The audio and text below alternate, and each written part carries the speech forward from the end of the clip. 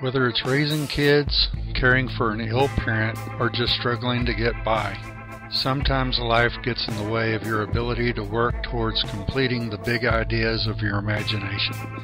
In my particular case, the delay has been a little over 3 decades.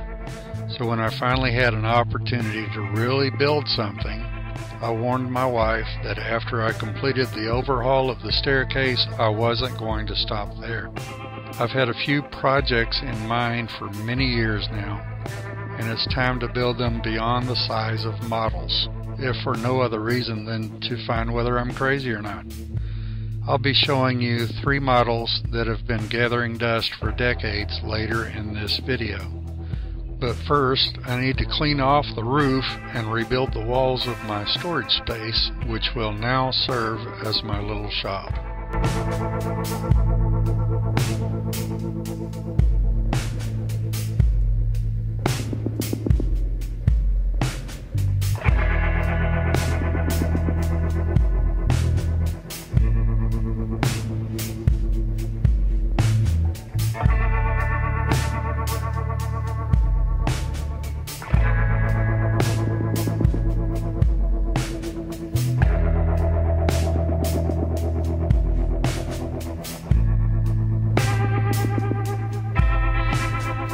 My little mill weighs a few hundred pounds and sat just inside the original doors of the storage, so I saw no reason to move it until I had a designated spot just for it.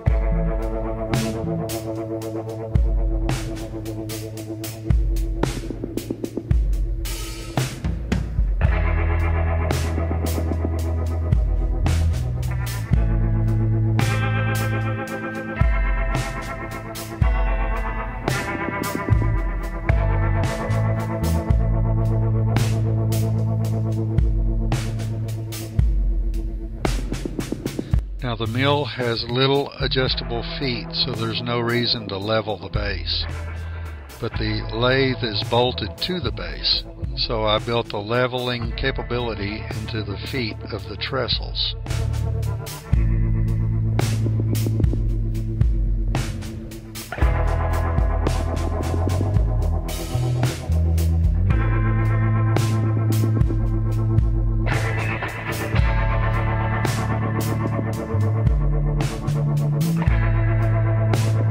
Create some heat and also make coffee, I have the choice of 2 old stoves. The potbelly is best used with coal, while the boxwood takes anything else. But the small footprint of the potbelly is more practical at the moment. Luckily, I have fuel nearby. My neighbor's piss elm tree has been growing against my fence for a while and is actually bending it. So I was given permission to cut them down, and that's exactly what I did. We're about to the part where I'm showing the models. Now, I have shown these things to several people over a 3-decade period of time in hopes of drumming up a little investment capital, but nothing has happened other than having an idea stolen. So I think I'll just show them to everyone. After all, no one can patent an idea if it's already public knowledge.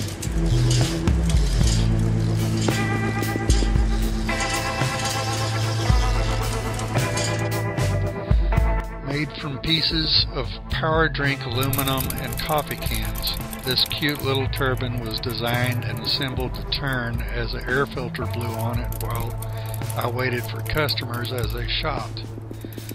This little guy's pleasant tapping sounds reminds me of rain falling on dry leaves.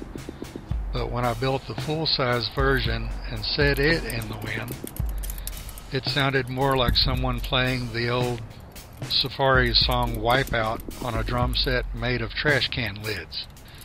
Everything I added after that to quiet the blades down also added weight, which slowed the turbine down. And once I gave up on that one, the interior blade design was the inspiration for the second turbine model, which uses pieces I cannibalized from the first.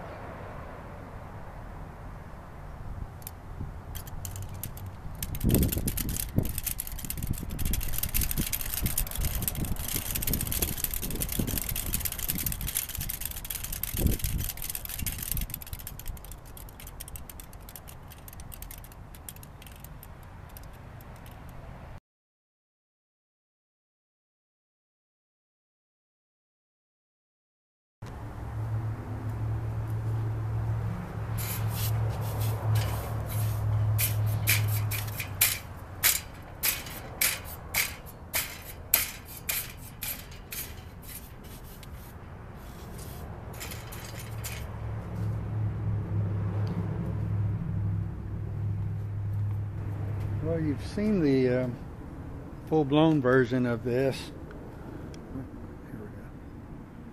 Which is that one right there.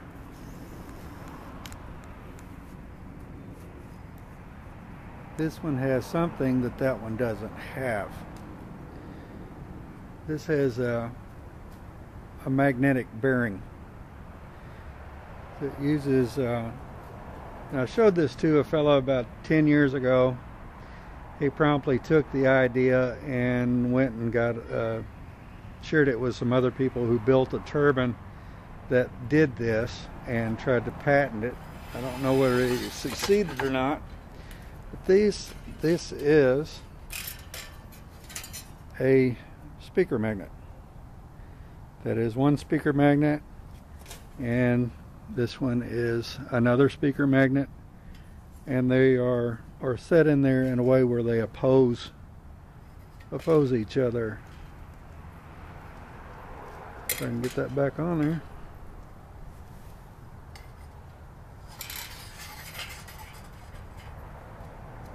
So they set like that. So there is except for the shaft that the thing runs on, that is like zero gravity, zero friction. See if I can get down here. Okay, here we go.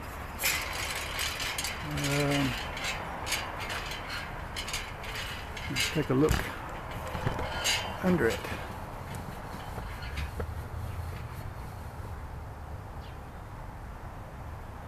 See a little gap. The turbine floats on that magnetic field. That's what I was trying to explain to the guy before he took the idea, is that magnetic bearings are simple on a Vought style turbine. It just can't be any simpler than that.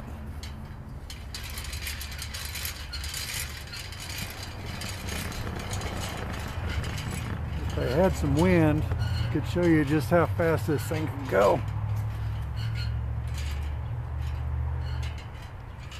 Of course, a little bit of oil on the shaft would help out as well. That squeaks a little bit.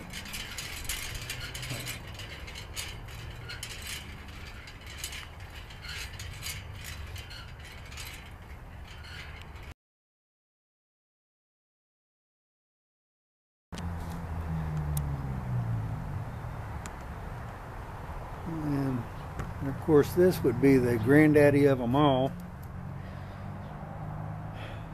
The idea is a much larger scale version of this gearbox I made, which I'm not going to show you. And it would be bigger and sit up on a tower like 20 feet tall, and have a weight that constantly pulls down on it like a pendulum clock. The top of the clock, or top of this, would be kind of like a metronome. You know, the weight would be pulling on gears similar to a clock, but not exactly, because we're not trying to keep time. We're just trying to keep the weight from falling fast. And the weight falling would run the metronome type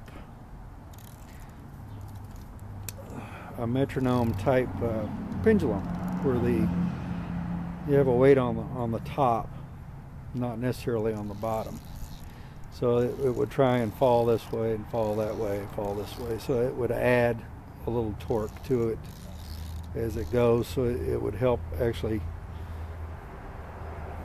counterbalance the weight that's being pulled down from the bottom. But the idea is to run the metronome, and the metronome drives the gearbox, and the gearbox drives a generator on at least one of these three wheels. I mean, I would imagine I want to put flywheel, once I build this big version, I'll put flywheel on each side, and then this tail end back here is going to be where the generator would hook up. The idea is to be able to come outside, wind the thing once a day, and make power all day long off of gravity. No wind, no solar, just gravity. Wouldn't that be sweet?